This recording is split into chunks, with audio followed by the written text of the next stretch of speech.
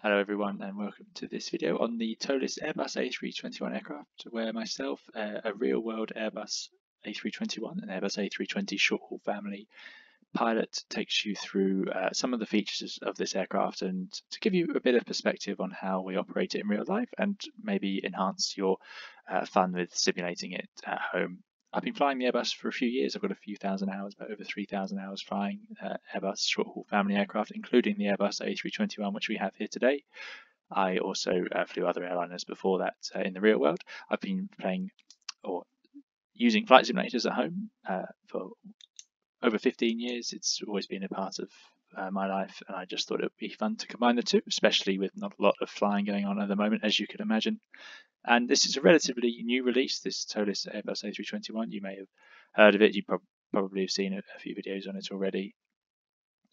I thought we'd put it into this rather fetching classic Airbus test livery, one of my favourites. It really reminds me of the older days of aviation. Really nice design here that's been done.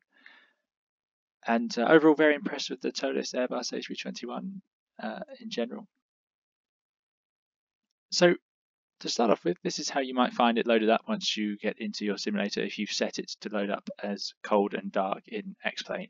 So all I've done is I've loaded up. We're at Edinburgh Airport here in Scotland, gate 9 I believe this is, and this is exactly as I found the aircraft. You'll see up here I've also installed the XChecklist as a plugin, which is really useful, and you'll see by Pedro back this Airbus A319 normal procedure checklist. It's useful. There isn't a specific Airbus A321 yet, but this one works very well. And we'll have a look at some of the differences, but they're very few. And this is why we can fly your license for the 319, 20, and 21 is the same. We can fly all three, including the Neos now as well, with minimal differences training in between. There is a bit, but it's minor differences. This is just a video for us all at home to enjoy the simulator. It's not for any real world application. It doesn't represent any airline specific procedures. I'm just going to use generic sort of ones like this checklist. But hopefully you find it useful and interesting. So I'm just going to close that. That's the default X-Plane, I believe. And first of all, we need to work out how to get the airplane to load up in this cold and dark state. If I go to the cockpit view, we'll see this is how it looks. Very, very dark and cold indeed. Everything's off. We've got a ground power available, and that's about it. And this is how you'd find it if it'd been left overnight. If we go to plugins, Toliss OpenICS screen. So this is great. This is a really good tool they've included. This is how we can set it up like this. So if we go to, on the right tab, General Settings, Startup Behavior, Override X-Plane Start Settings, I've set to on. That means that in case we accidentally had it left with engines running in the X-Plane interface, it will automatically use this one instead. Startup type cold and dark, which is the most realistic for what we're doing today. Default to co-pilot seat, well, I won't use that today. I use hectopascals. I fly around in Europe, so that's what we use. I know America uses inches. And transition altitude of 6,000 feet. So if we set this like this and then save that, next time we load up, we'll be in the cockpit. Something else I'll point out, I've also enabled Avitab, which is another freeware add-on down here, and that ticks there, which means it appears on the right in the simulator. So if I close that, and there's our Avitab. So here we are, cold and dark, and that's what we'd expect. So what we'll do, there's a few other things you'd do in real life. You'd need to check some paperwork, you'll do some security checks, that sort of thing, but we won't go into that. We don't need that for today for the purposes of just getting this airplane set up.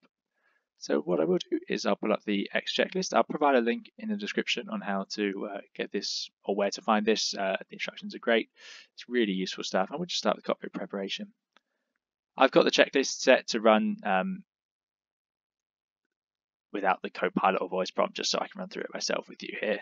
So yeah, you can run through this with me or in your simulator. Hopefully this is useful. Just shows you where all these things are and what we're trying to achieve really. One thing as well, you'd need to have the external power set up really by this point, or you'd expect it to be running. So again, in our ISCS ground services, I've got external power on, quite likely. High pressure air we would only use for starting the engines. You wouldn't use that until later on. And low pressure air is just for cooling the cabin. I've got the doors set to auto. What that means in this Toliss simulator is that as time goes on, they'll naturally close and get ready. If we turn on the beacon light, they'll automatically speed that up, start getting ready quicker. Okay, so let's get started on the checklist. So we've arrived in the aircraft.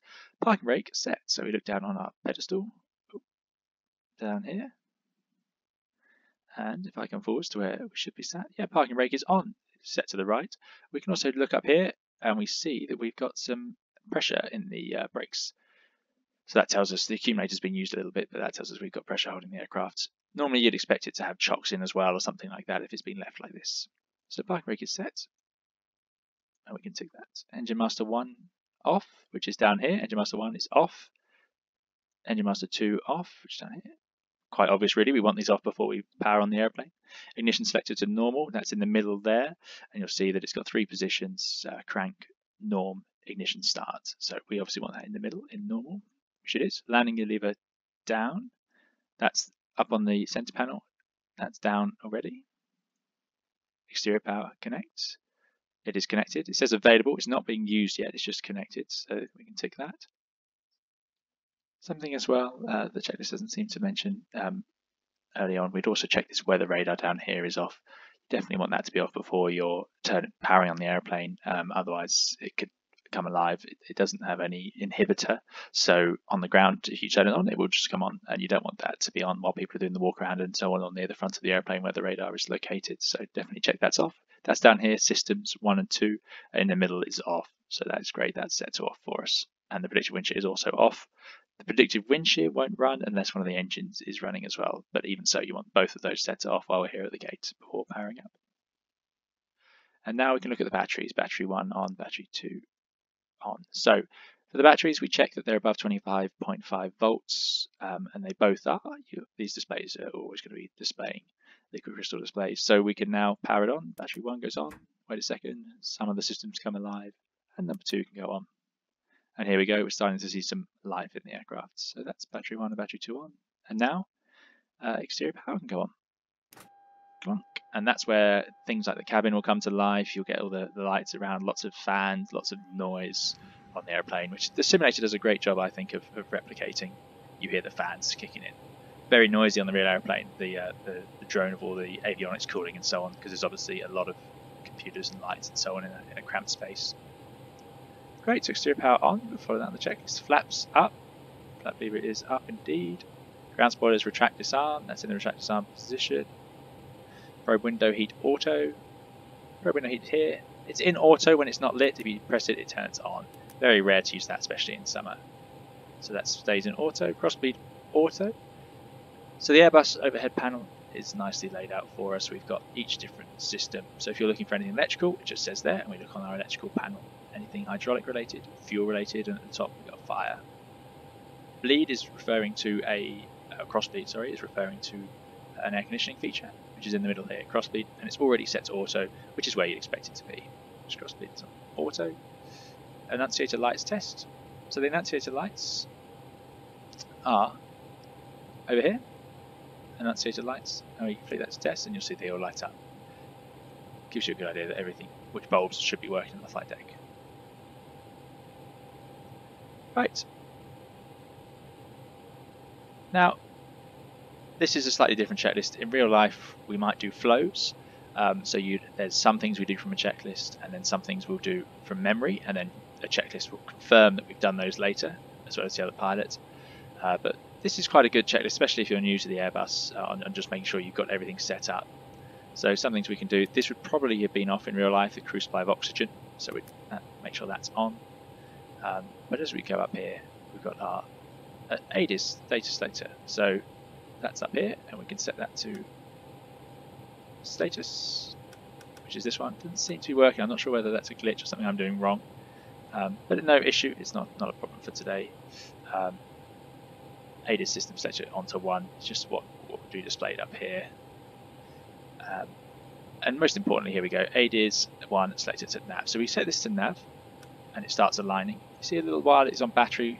That will go out after a second, and that's why it says here wait for bat light off. Now we can do ADIS 2, which is over here, number 2. They're not in the order you'd expect, 1, 2, 3. That's so they represent where they are on the airplane. So 1 or ADIS 1 will work for the captain on the left-hand side in these screens, and ADIS 2 for the first officer over there, and number 3 in the middle of the standby. So they're all in nav. They're now aligning, as we see with this align light. So we've done that and that. Great. Now we're on to the next checklist, cockpit preparation 2.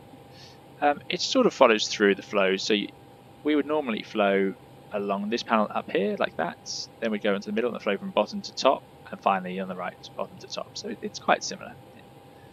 Strobe Lights Auto. Strobe Lights Auto here means that they'll come on when the slats go out in case we forget, but they won't be on until then. Nav and logo lights on. Not required in the daytime in the UK certainly, but still useful to check. Shows that the aircraft is manned. It also means that the person doing the walk around, which is probably what one of the pilots would be doing now, it means that they can see that the lights are ready for later on in the day, especially if you're flying into the evening. Seatbelt sign on. That's this one here. On. No smoking sign on. A lot of airlines leave that at auto these days, which would mean it would automatically come on pretty much all the time now. That's the way it's been modified, but we can also just set it on fully. Emergency exit lights armed. So if these are off at the moment. Once they're armed, if the aircraft loses electrical power, the emergency lights in the cabin will come on. If you leave it armed accidentally and then turn off the aeroplane, you'll find that the batteries drain as they sit there powering those lights. So we leave it in armed, so now we're on board, and before passengers can get on, we need those to be ready in case there is an emergency. Landing animation auto. That's this switch here, cabin pressure panel, just a small panel here. Landing animation auto, and effectively you just want it turned fully to the left. It should be in the auto position. And if we look down at our screens, you'll see that if I increase the brightness on these screens with these two knobs here, so you can just scroll with the mouse wheel up. And I go to Pressurization, which is this system page here. Landing animation auto, it's written there. The crosses are just telling us that because we haven't entered a destination in, it can't see what that is yet, but it is going to work in auto mode once it's all set up, is the idea. Backflow as required. This depends on the airline and so on. If you're full of passengers, you'd typically have that normal. If you're light on passengers, we'd have econ flow on. That's a slight difference. It's usually a rotary selector in the Airbus A319. In the 321, it's this econ flow button. So we'll leave it in econ. Fuel pumps on. Electrical panel. You would also, real life, we'd do a little check of the batteries where we would turn them off and then back on again, which we could do if I do that and set the electrical page up. And then we can see that the when we turn them back on again, that the amps don't go too high, i.e. they are charged up adequately for what we're trying to do. So they're working nicely. Get rid of that. Fuel pumps can go on. And there's another difference with the 321 and the 319. So if I bring up the fuel page down on our ECAM control panel, which is down here, you can see, as drawn up here as well, instead of having an inner and outer tank on each wing, we've just got one main tank in each wing. At the moment we've got 7 tons of fuel. So you've got the 2 pumps to feed those, and then your centre tank in here. But there's no outer or transfer valves in the 321. I see they've got an auxiliary centre tank up here. Some Airbus 321s have that fitted, some don't. But that's useful when you see the 321 flying longer routes with passengers, then that's useful. Check that these are all in place and latches are down and so on. We don't accidentally turn on the rat here because it would fall out the bottom. If you look at my walk around video, you can see that where that is. But yeah, you wouldn't want that falling out and hurting somebody. Right, so fuel pumps are on. APU fire button, guard down, which it is, which is this red cover for it. And then test. So we can test that. Press that here, and you get that bell. If I bring up the ECAM page, you'd also see, should bring up the ECAM for it. There is APU fire. So we're just testing it, check it works. All the lights come on. Everything's in order. We can do the same, so we've done that on the checklist. Now we do the same arm guard for both of the engine 1 and 2, they're both down, and test both. So test, for both of those agents to light up armed, and we get that ECAM.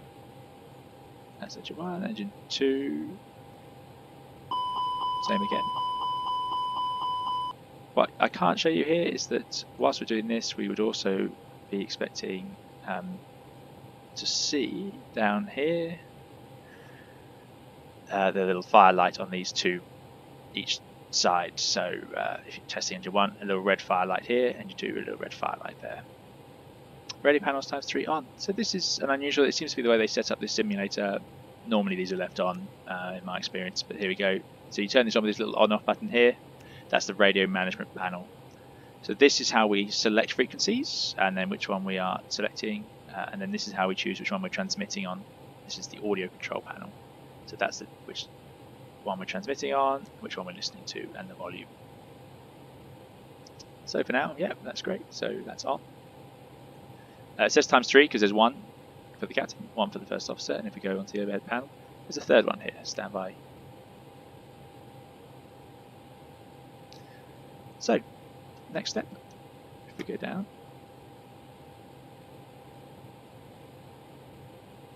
it's talking about the FMGS initialization. What I'm going to do is start another video for this. So here it is, the FMGS. This takes you through setting all of that up, but what I'll do is show you a video of exactly how to do that, because that's probably worth it on its own, and give you a generic way of doing it. Again, this checklist is useful, but it's mainly when you're new, that's what you'll need to use. But you'll get an idea of the flow through that system, and I'll show you how the Toliss performance is done. So for now, we're going to leave the FMGSs. We can just turn the brightness up, that bright button. You've got bright and dim, and same on the other side. And I'm just going to go next. Radio frequencies, clearance, altimeters. So now we would think about this flow here. The other pilot's probably back from their walk around. You'd realistically test your oxygen mask down on this side, which is why it's important that this button was turned on. And then our flow over here, set the QNH, which I believe is already set for Edinburgh. And now it takes us through. So now we have another flow here. So we're effectively looking up through these this area. So set the correct QNH on here. So if I go to bring up the ATIS for Edinburgh, Golf, Upper Hotel, charts, airports,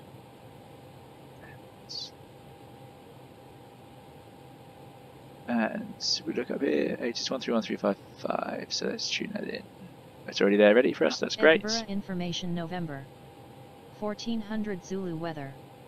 Wind 170 at 11, variable 140 to 210, visibility more than 10. Sky conditions 5000 scattered, temperature 17, dew point -21.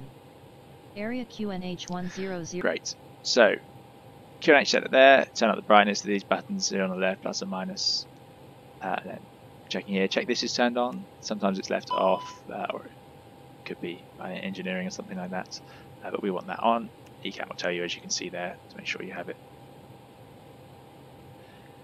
These lights will be off at the moment, that's just for setting the auto brakes, and this is the brake fan, so this is, we wouldn't turn this on now.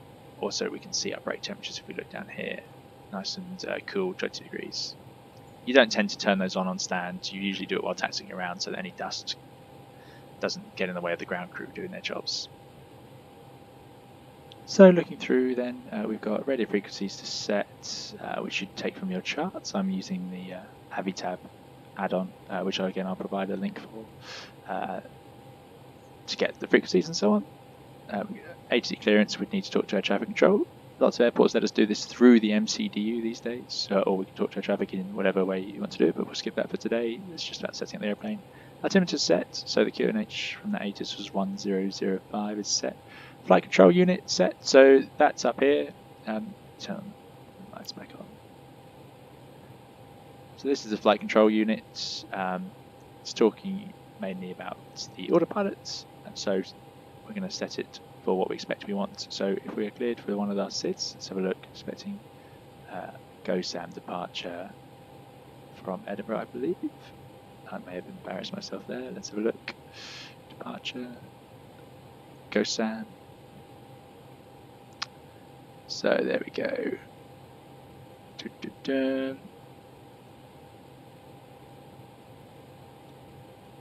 And we can see that clearance on the Ghost SAM from runway 24, for example, would be 6,000 feet. Quite common in the UK, so I can wind this up to 6,000. Flight directors both can go on. We turn up our brightness on the screens using these little dials here. Obviously each pilot will do that for their own sides. Heading, well, that will be put into nav mode once we have the FMGC loaded up. And same for the speed. So that's pretty much all we need to do there. You can also look at your EPIS control panel. Constraints, this button here is quite useful. That will show you on the departure page, on the navigation display, what altitude and speed restrictions you're flying. So that's set up. Flight directors are both on. Landing scale systems, those are different ways to talk about it. LS push buttons, they're here. They're both off. Navigation mode set. Not entirely sure what that's talking about. Probably, I think that'll be heading vertical speed as opposed to if we press this little button here. We have track FPA. We're flying around in flight path angle and track, but we are flying heading vertical speed. Clock check. Yep, seems to be working down there. ATC, TCAS mode, auto. Probably later we'd do that. Slightly different panel here to what you usually see, but it seems to already be set to auto there. Actually reporting on, obviously you'd want that, so maybe if I bring this over to the FO side, I think it'd be just like this.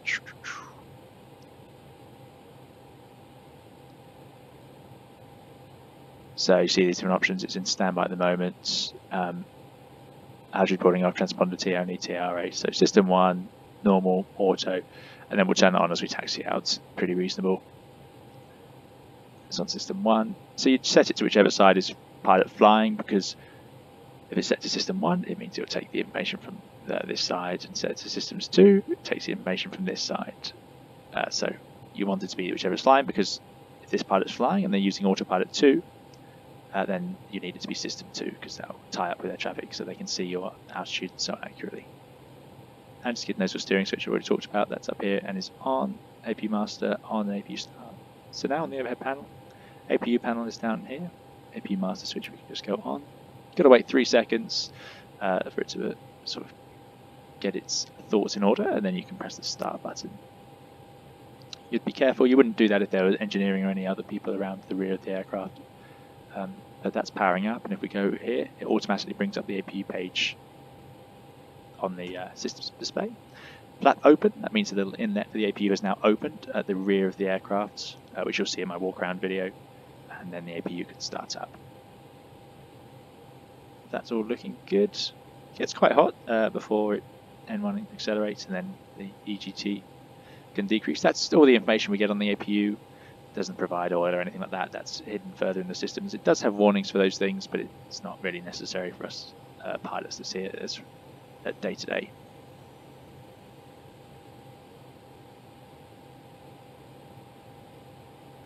So that's going well.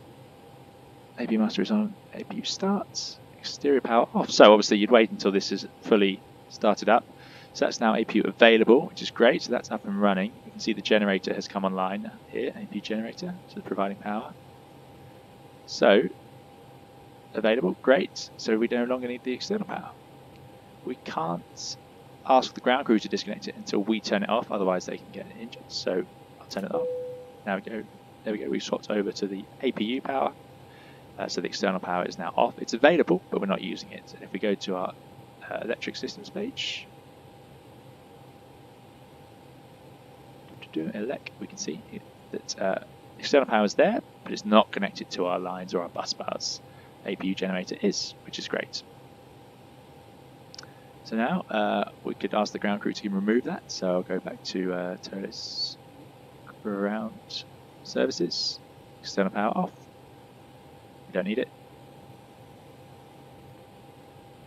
And it's gone. GPU truck disconnect. That's disconnected. Sometimes it's not always a truck, it could be just a cable that goes into the ground, really, just a plug to the ground. Apu Bleed on. Yeah, that's quite useful. about this time, especially if you've got passengers boarding. We tend not to turn the APU on until nearer the passenger time, although these procedures do vary airline to airline. But the air isn't really needed when the airplane is empty in a cool day. But if it's a very hot day, it could be useful. So if we go to conditioning, I can see it's very hot, 29 degrees, 28 in the cabin. So we'll turn on the Apu Bleed, which is just here again, obviously in our labelled air conditioning panel. Apu Bleed on. You can hear it's great sound in this simulator. Hear it cooling down. So this is the air coming into the cabin. So that's cooling down now, and then the cabin temperatures will drop. And that is the cockpit preparation complete. So the next will be for the pushback.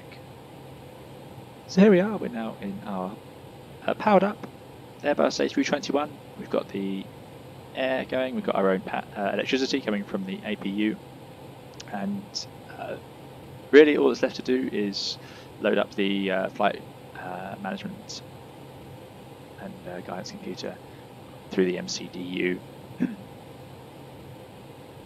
I'll set that up in another video. For now, I hope this was useful. This just shows you getting us from that cold, dark state into here. If you have any questions about it or anything you'd like to see talked about on the Airbus, please do let me know in the comments or anything about this video. That give me your thoughts on it, and I'll be doing a few more to talk through that MCDU setup and a nice way of having that ready to go, and then certainly we'll do a flight and some of the more in-depth systems on the Airbus. But this was just a very quick overview. Obviously this doesn't represent real life, this is just for the simulator and for us to use to help you guys get set up. You can see now from the outside looking a lot better. It's automatically closed the doors for us, which is great. And yeah, we'll be thinking about getting that computer loaded up and getting underway to our destination. Hope this has been useful. Let me know what you thought in the comments, and thank you very much for watching.